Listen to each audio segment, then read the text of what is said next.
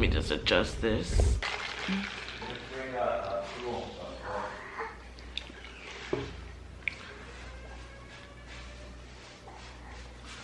Look, okay guys.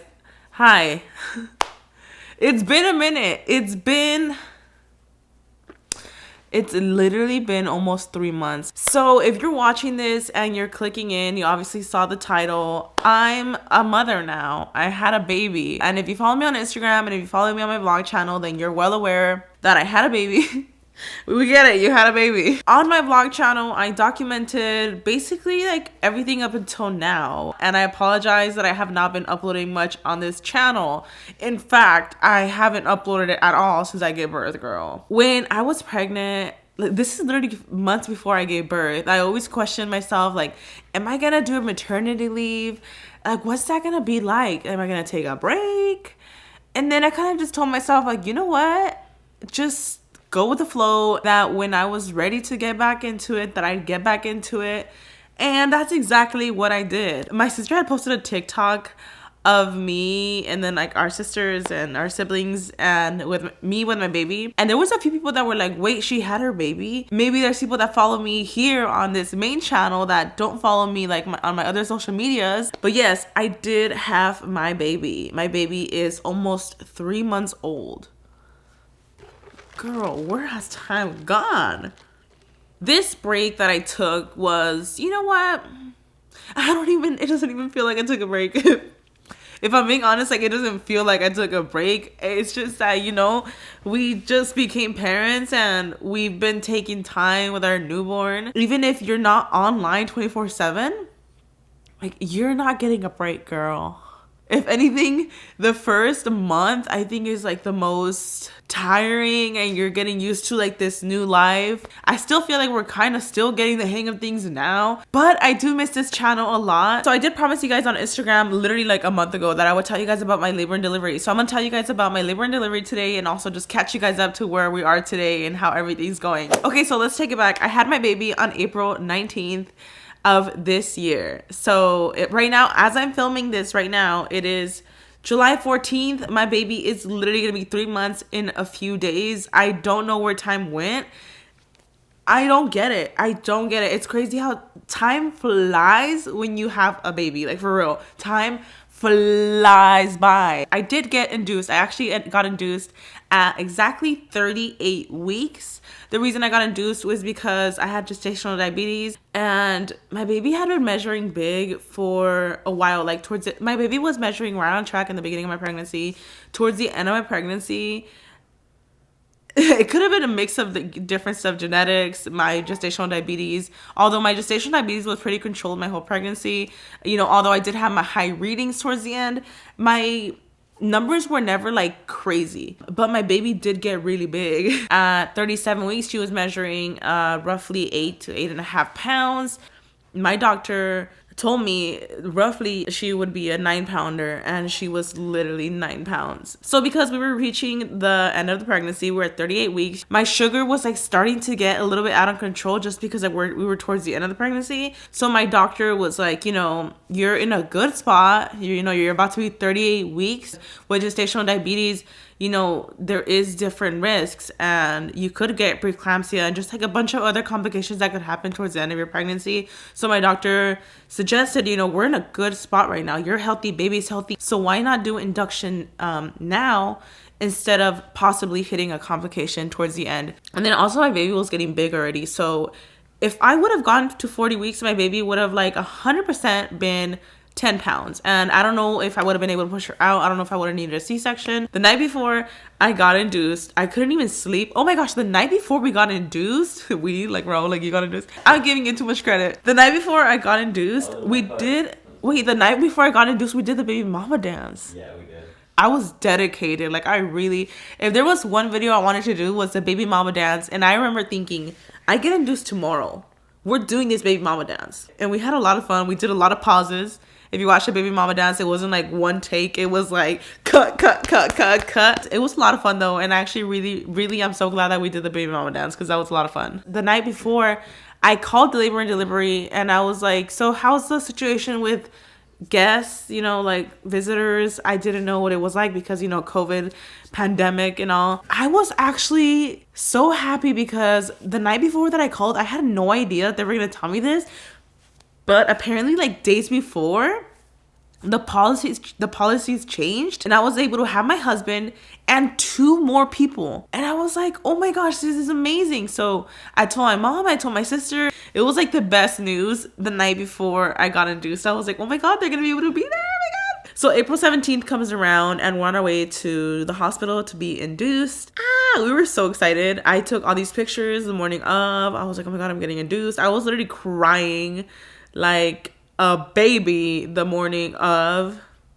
I just couldn't believe it. I was like, oh my God, the time is here. Like, it's here. Something about like actually going to the hospital to give birth to your baby. Like, oh my God, this is the coolest thing ever. We're on our way to have a baby. So I didn't have any contractions or anything because I was induced. When you are induced, you technically go into the hospital and they give you different, they induce you. I'll go into that right now. So we got to the hospital, and I was like, hi, I'm here to be induced. So excited. I was like, oh my God. We walk into our room, and I'm like, oh my gosh, like this is where I'm gonna have my baby, because you can see like the little bed, the little thing that has a light and stuff. You see the bed where I'm gonna be on, like giving birth, and we're just like over the moon. So we get there and they start inducing me. There's different ways to induce you. I went in, and I mean like literally not opened at all. I had not dilated whatsoever. Like this baby had no idea she was about to be evicted. She had no clue. So they start off by putting a little pill inside me, and it's supposed to soften the cervix so that once it starts softening up, it could start to dilate, which means open up. Your cervix is like a closed donut. So it has to soften up before it could start to open up and thin out and fully dilate, like open up, right? Once they put in the little pill, I actually dilated I went to a 2. I went from completely 0 to dilating to a 2. There's different steps with inducing, and I think I got all of them. Because after the pill, they did something called a balloon catheter. Basically, they put it into your cervix. So this is my cervix. I wish I had a donut to show you guys. They put the balloon into me, and then they like pumped it up and inflated the balloon. So what that does is it tricks your cervix into thinking that the baby's head is putting pressure on the cervix. Because of the pressure, it makes it open up. So what the nurse would do every hour is she would come by. She would tug on the balloon, and that shit was painful. She basically every hour would tug until the balloon slipped out. And once the balloon slipped out, it meant that I was 3 to 4 centimeters, because that's how big the balloon was. When I tell you that my contractions went from like 0 to 100 with that balloon, I didn't realize like how painful that balloon was. I had heard about the balloon, and I really don't want to scare anybody getting the balloon. Like, you're going to be okay. I promise you, you're going to get through it. But that balloon, I'm just letting you know, it is painful. The contractions were so crazy. Like, they were just back to back. And it was because you have this balloon, like, just putting all this pressure on your cervix, like, forcing it to dilate, basically. After a few hours, she comes and does the tugging, and voila.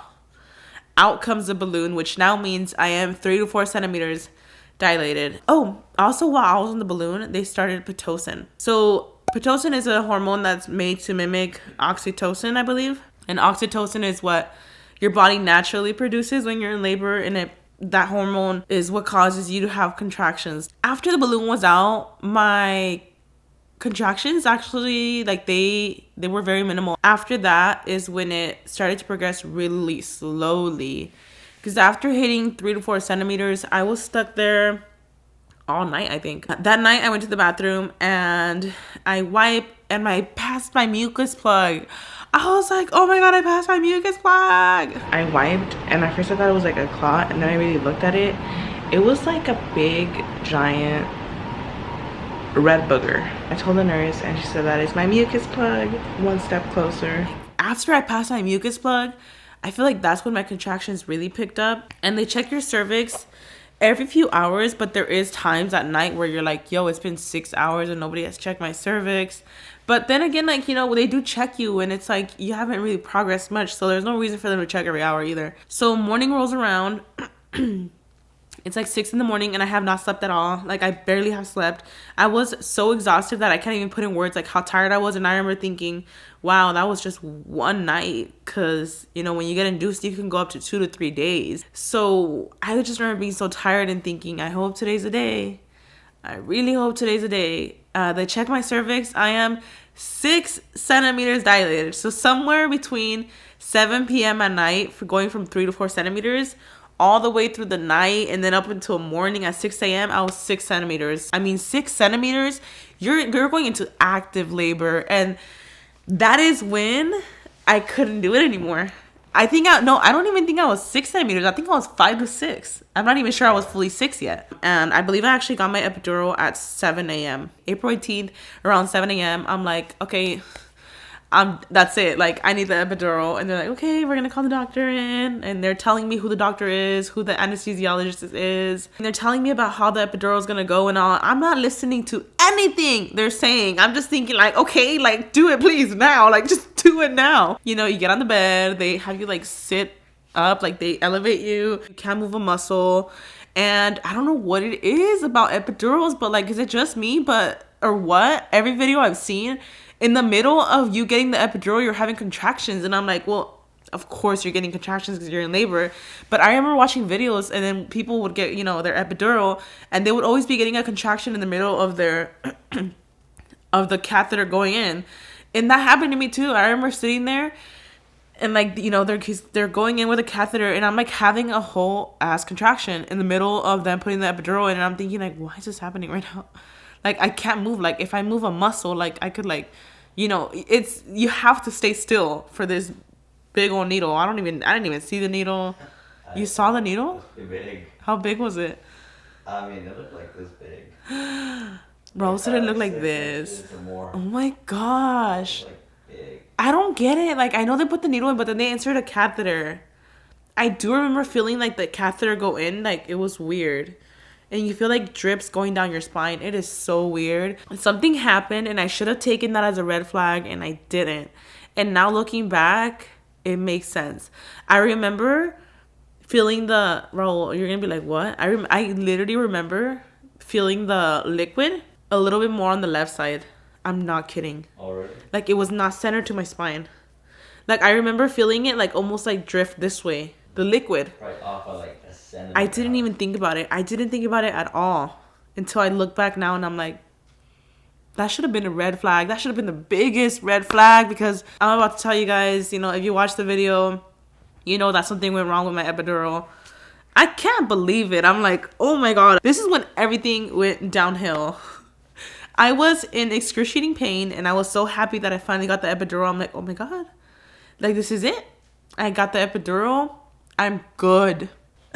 So I'm laying there. I start to feel my legs go numb a little bit, but I'm feeling most of the numbness happen on my left leg.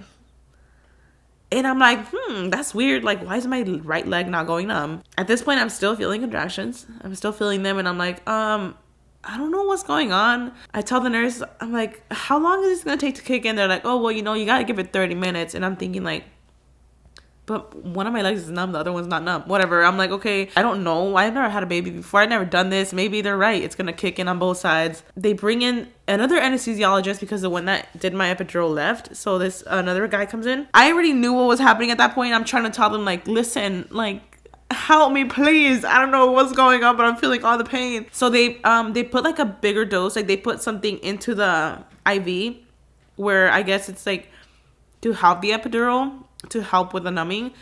And they did this like 3 times. They put it in and I'm like, okay, hopefully it's gonna help. They tell me, and a lot of people tell me about this, they were like, you should have rotated in bed so that the epidural could go to your right side and let gravity do the job. We did this constantly. The nurses were like, okay, lay on your right side because, you know, with gravity, like the epidural needs to go this way. It would not go to my right side. It was a nightmare, like a nightmare. I never even thought this was a thing. I never knew this was a possibility where only one side of your body would go numb. So I'm feeling all the contractions on my right side, and I'm getting that back labor, and I'm feeling them like so strong. And I actually think about it, I'm like, if I was feeling the contractions that strong and I was only feeling them on one side, I mean, I gotta be at least a little bit grateful for that epidural, because I wasn't feeling my left side. So I was thinking of it that way, like, at least I'm only feeling it on one side. But just feeling that one side was enough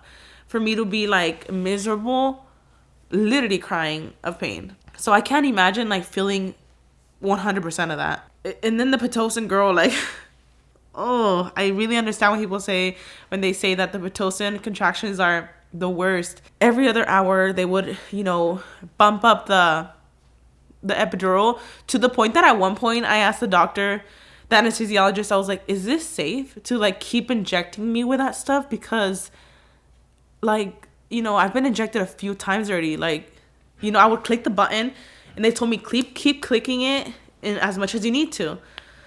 So I would wait 15 minutes and then click it again, wait 15 minutes, pain, click again. And then they were also inserting the other anesthesia stuff into the IV, where I was genuinely concerned. Of course, they're doctors, so they would know if they're giving me too much. But at one point, I even asked, I was like, is this safe for me to be taking this much anesthesia? Because, like, as much as I'm taking, it's not doing anything to my right side. And also, at that point, my left leg was, like, dead weight.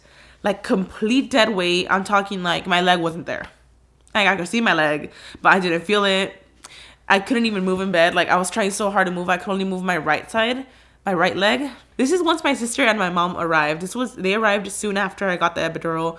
And I feel so bad for them. Like, I know they were not the ones in pain, but they were so excited. My mom and my sister were so excited to be there. And I feel so bad because they got there at the wrong time. Like, they got there when I was at my worst. You look exhausted.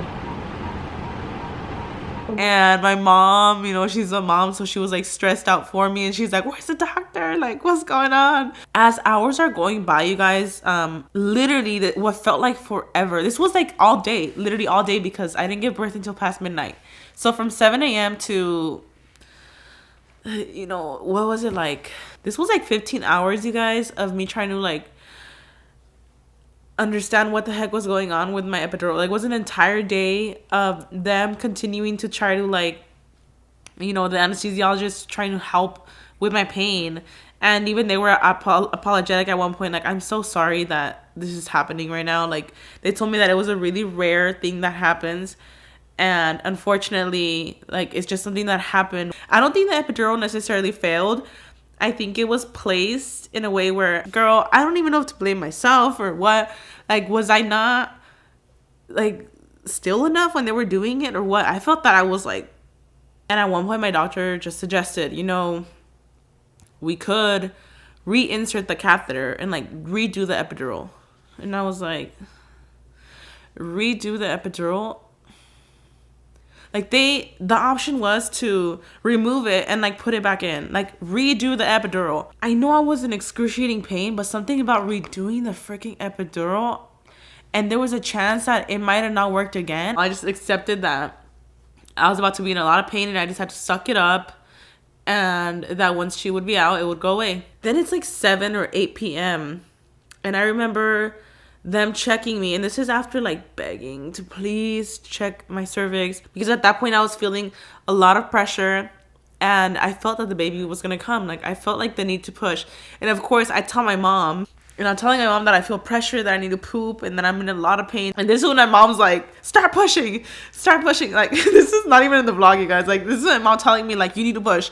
Like, f the doctors, everybody, like, if you need to poop, like, you need to push. But then I'm telling the nurse, like, I really have to push. I'm sure this happens to literally everybody. I've heard this story from like everybody, where they feel like they need to push, and the doctor's like, like, you're not 10 centimeters yet. I mean, obviously you can't push before 10 centimeters. So the doctor finally comes and checks my cervix, and he's like, you're 9 centimeters dilated. You have a little bit of cervix. I could easily just push it out of the way, but we're not gonna do that. We're just gonna wait it out. And I'm thinking, like, wait it out? So you're almost 10 centimeters. I could like push that little bit of cervix back and you would be 10 centimeters, but we can just go ahead and wait.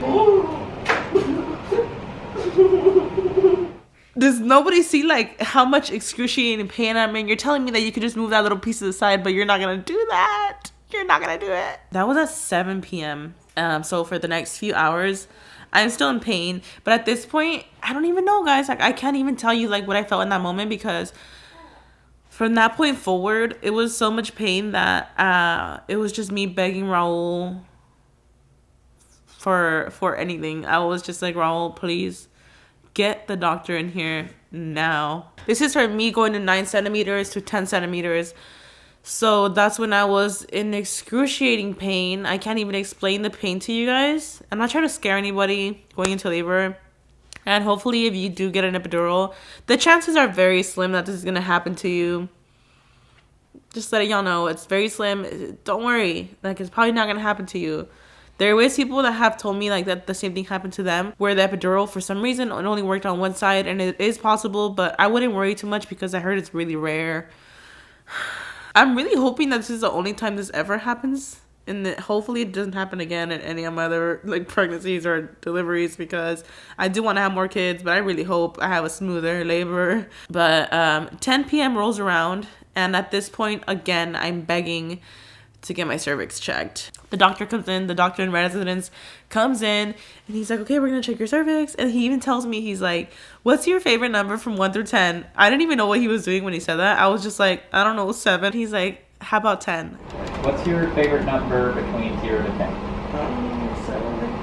How about 10? How about 10? You're 10 centimeters. Good. You're still like +1 station. We can go ahead and start pushing. It's time. I'm 10 centimeters, I can push. And he's like, okay. And he's like teaching me how to push the doctor. Girl, I was just there like crying, listening to him like, okay. So what I want you to do is whenever you start to feel that contraction, we're going to do something called a cleansing breath, okay? And you can practice this one with me. Yeah. So a big breath in and a big breath out.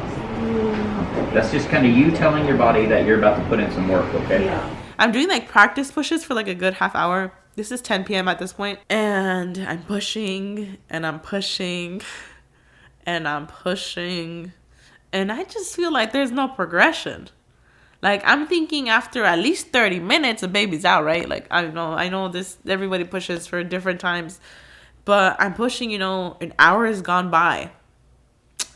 And I'm like, dang, like the baby, I don't even see the head yet. Like, you can't even see the head yet. After an hour went by, the doctor's like, you need to take a break because you're exhausted. Can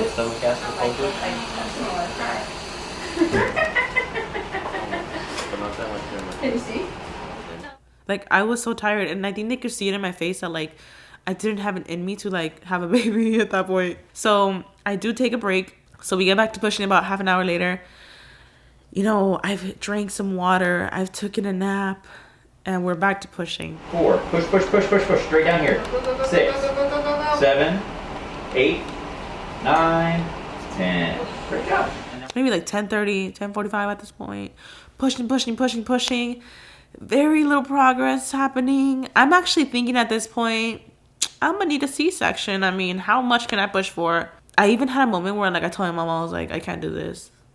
Like, this feels impossible. And they suggested bringing in a mirror. And at first I said no. I was like, no, it's okay. But then one of the nurses said, it might encourage you to push. And then I was like, okay, let's do the mirror. Let's do it. I'm not kidding you guys. Once they brought that mirror in, it's like if something lit up under me where I just felt so motivated. Out of nowhere, I had all this strength, because I was so tired that when I was pushing, I was giving it my all, but in between contractions, I was legitimately falling asleep. Like, literally, they would tell me, close your eyes between contractions and rest. I was thinking, like, I can't do that. I'm going to fall asleep. I can't. And I would close my eyes, but I was like, when you're so tired and you close your eyes and you start dreaming immediately? Like, you're that exhausted that if you just close your eyes, you'll start dreaming right away. Like, that was me. Like, if I just even closed my eyes for 1 second, I felt like I started dreaming immediately. Like, I was so tired at that point that I felt that I was hallucinating. Like, literally dreaming awake. So when I look back at my labor, at me pushing, it almost feels like a dream because that's how exhausted I was. I can't even explain it to you guys. Like, how tired and the pain. And it feels like a dream. It literally feels like a dream. And once the mirror came in, oh my God, there was a point when Raul started counting. I don't know what it is, but even all the nurses noticed, all the doctors, they were like, oh wow, Like, I don't know what it is, but I think baby likes daddy's voice. Maybe it was me feeling more encouraged or what. But this baby was coming down when Raul started counting. I was like, what? This is so funny. And yeah, the mirror, I started seeing like her head. When I would push, I could see her head a little bit like come back. And then I would stop pushing. And then I would see it like go away. So I was like, oh my God, literally every push. Like, it would slowly come down and then it would go back in. I'm feeling that these pushes are actually working. Like, I'm starting to feel her more and more. And at this point, I'm not even looking at the mirror anymore because this is like when a lot of doctors like swarmed in with nurses. And that's when I knew it was getting real. I was like, oh, baby's coming. And then they started detaching like the bed at the bottom.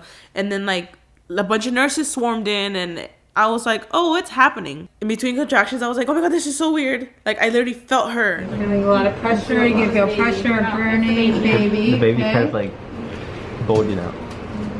And I was even freaking out because I was like, my baby's been in my pelvis for 3 hours now. I had been pushing for 3 hours, you guys. And I was thinking, like, my baby, like, is she okay? Like, she's been in my pelvis for this long. And they were, like, monitoring everything. They're like, she's fine. You're fine. Yeah. What time? I can't 21:35 we started, so. Sometimes it takes 3 hours for me. Yeah. It's totally normal. The first baby can take, sometimes it can take 3 to 4 hours. And you're thinking, you're like, I'm so tired right now and I'm in so much pain. Like, can I actually just, like, die right now? You're thinking, like, how am I okay right now? Like, am I okay? And lo and behold, after 3 hours of pushing, I had a baby! Go. Yep, perfect. Push. 1, 2, 3, 4, 5. Give me another big breath. And Oh my God. 1, 2, 3, Okay. 4, Roll. 5. Oh my God. Pull. Oh my God, she's so cute. Roll up,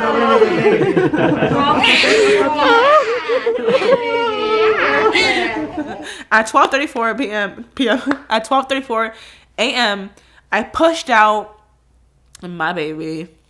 She was 9 pounds 3 ounces, so she was a big girl.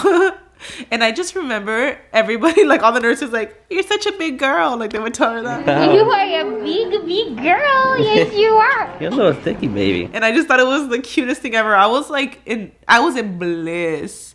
I was just laying there like, once that last push, like I felt so much relief. It was like, I felt like I could breathe again. And I was so tired. I couldn't even take that moment in. Like for first like 3 seconds, I couldn't even take the moment in because I was so tired. I was like, I did it. I couldn't believe it. I could not believe it. So they placed her on my chest. It was, I was like, oh my God, what do I do? Like, I didn't even know like if I was holding her right, even if she was just like laying on my chest. She felt so fragile. Like she felt so little, but they were just talking about how big she was. I mean, a newborn's gonna be tiny, even if they're 10 pounds. When you see them in real life, you're like, oh my God, they're so little. Yes, they're probably big babies at 9+ pounds, but they're still newborn, so they still look so tiny and fragile. So I have her and I'm like, oh my God, I did it. Oh my gosh. And everything from there was just bliss. It's like if I forgot all the pain, girl. You know, up until this day, me and Raul would talk about like, yeah, like, let's do it again. Like, let's have another baby, you know, like, sure. And I forget all the pain I went through until I remind myself and I'm like, oh my gosh, that was rough. It was rough, girl, but it was worth it because you clearly forget all about it. She was a healthy, perfect baby girl. They would check, you know, her sugars because I didn't have gestational diabetes. They would check my sugars and everything's good. We did the skin to skin. Raul did some skin to skin. After the skin to skin happened, I couldn't have any other visitors in the postpartum room. So it was just Raul and I. So after the baby was born, my mom did get to hold Mia. Oh, by the way, her name is Mia Violeta Aguilar. My last name is Garcia, you guys. But obviously I married Raul. And my name is actually, you know, obviously it's Karina Garcia on here. Just because everybody's always known me as Karina Garcia. But legally, my name's actually Karina Garcia Aguilar. You guys could call her Mia. You could call her Violeta. You could call her Violet. And oh my goodness, our baby girl was born with so much hair. I did not expect her to have so much hair because I have very fine hair. I do have like my K-tip extensions in. But I've always had very fine hair. Raul has a I feel like he has like a normal amount of hair. So she was born with a head full of hair and she was just so alert. She's just like the sweetest thing. You know, parenthood has actually, it's, you know, I've said this before. I feel like it's been easier than I thought. You know, of course, they take up all your day like 24/7. That's a fact. It's not as hard as I thought. They just take up all your time, that's all. But I don't know, like I would do it a million times. I want a bunch of kids. Like, I know my labor was hard and they take up all your time. Raul's the best dad. I'm so happy that I have him. And she's actually waking up right now from her nap. Oh my gosh, she's literally waking up from her nap. Can y'all please not come for my baby's hair? She's literally a baby. Sometimes on Instagram, people are like, brush her hair. I'm like, she's 2 months old. Like, she's a baby. But let me show you this head full of hair. Hey, mommy. You are moving like crazy. She just woke up right now. She holds up her head really nicely now. What's wrong? Are these lights too much for you, girly? I'm sorry. She loves her pacifier. She loves her pacifier. And she looks like she's going back to sleep. She is the sweetest little girl, you guys. And she's a great baby. She doesn't cry a lot. I mean, she literally just slept through this whole video. She's the happiest baby ever.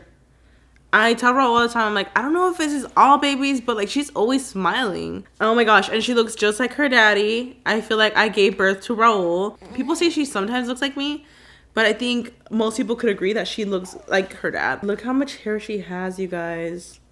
She has so much hair. I love her hair. It's fun because I could like do stuff with it, and she's so little. She just got her 2-month shots and she cried a lot and I almost cried with her, but she got through it and she did really well. She is the best baby. She loves her pacifier. She loves her pacifier, y'all. She's only 2 months old. We'll see how she is in a year, but I feel like this girl is gonna be like, with her pacifier, I don't know how hard it's gonna be to take it away, but she loves her passies, huh? Well, perfect timing because I'm gonna go feed my baby.